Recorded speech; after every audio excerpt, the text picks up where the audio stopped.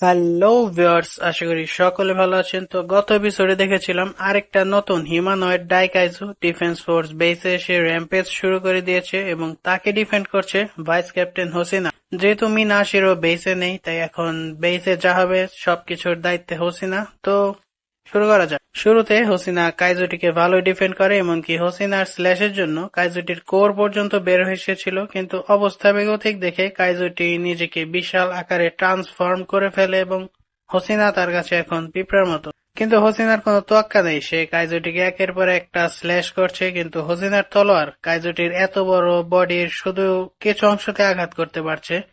কিন্তু এতক্ষণে হোসিনা maximum combat পাওয়ার limit পার হয়ে গেছে, ফলে এখন হোসিনার লড়াই চালিয়ে যাওয়া বিপজ্জনক। কিন্তু সে তো আর থেমে থাকার পাত্র না। কাইজুটি হোসিনাকে মারার জন্য ইউজু ওয়েভরন গুলোকে সেলফ বম্বিং এর মতো ব্যবহার করে। যদিও হোসিনার কিছু হয় না, কিন্তু সে কিছুটা সময় পেয়ে যায় এবং সে অনুযায়ী কাইজুটির পেছনে করে আঘাত করতে যাবে।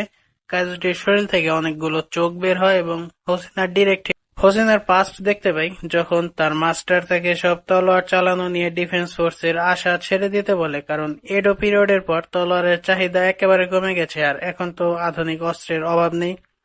প্রেজেন্টে হোসিনা তো ঠিক আছে, কিন্তু অবস্থা খারাপ, শিল্ড নেই, ম্যাক্সিমাম পাওয়ার নেই, আর কাইজুটি তার ফুল ফর্মে। আগে সবাই হোসিনাকে একই কথা বলতো যে তলোয়ার দিয়ে কিছু হবে না, যদি বন্দুক চালাতে না পারো তাহলে ডিফেন্স ফোর্স তোমার জন্য না। এরপর একই রিপোর্ট নিয়ে যখন হোসিনা মিনার কাছে যায়, হোসিনা তো একই উত্তরে আশা করেছিল, কিন্তু হয় তার উল্টা। মিনা হোসিনাকে তার ফোর্সে জয়েন হতে বলে, সাথে এও যে হোসিনা কি পারবে মিনার স্ট্রাইকের জন্য রাস্তা তৈরি করে দিতে। হোসিনা এখন তার লিমিটের বাইরে ফাইট করছে, কিন্তু কত আর, সে পুরোপুরি কাইজুটির হাতের মুঠো এসে যায়। তাই কাফকা তৈরি তার ট্রান্সফরমেশনের জন্য, আর তখনই ক্যাপ্টেন মিনা এসে পড়ে এবং প্রথম স্ট্রাইকেই মিনা হোসিনাকে বাঁচিয়ে নেয়।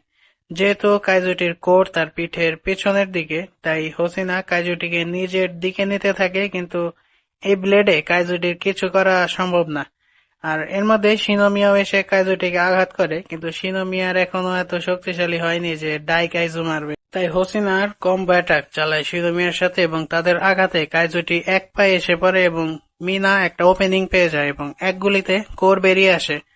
তাই সব অফিসার তখন কাইজুটিকে আক্রমণ করতে থাকে যাতে রিজেনারেশনের সুযোগ না পায়। এরপর মিনা তার ফুল কমব্যাট পাওয়ার স্ট্রাইক, আর গেস হোয়াট, কাইজুটির কাহিনী শেষ। হোসিনা কোন রকমে বেঁচে গেছে, সবার স্বস্তির নিঃশ্বাস, কিন্তু পিকচার আভি বাকি হ্যাঁ। আর সেটা হলো কাইজুটি মারা যাওয়ার আগে সেলফ ডিস্ট্রাক্টের মতো একটা কাজ করে গিয়েছে। সব ওয়েভরন একসাথে মিলে একটা বোমের প্রস্তুতি নিচ্ছে।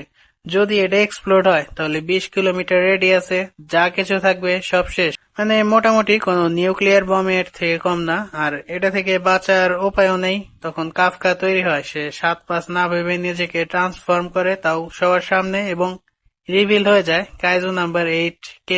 কাফকা সবাইকে বাঁচাতে একটা বড় ডিসিশন নিয়ে নেয়। যে হোসিনা আগে থেকে কাফকার উপর সন্দেহ করত, সেও ভাবতে পারেনি যে কাফকা শেষমেশ কাইজু হয়ে বের হবে।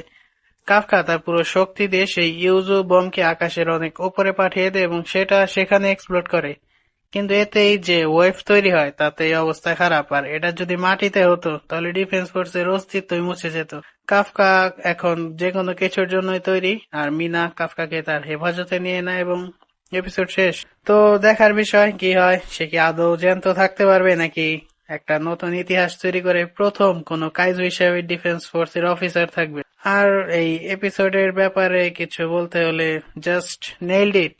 এই সপ্তাহে অনেকগুলো অ্যানিমে এপিসোড রিলিজ হয়েছে, উইন্ড ব্রেকার, কাইজুনাং 8, ডেমন স্লেয়ার সিজন 4 এর, কিন্তু আজকের এপিসোড এই সপ্তাহের সেরা এপিসোড। তো দেখা হবে নতুন ভিডিওতে। টিল দেন, আল্লাহ হাফেজ and don't forget to kick the subscribe button.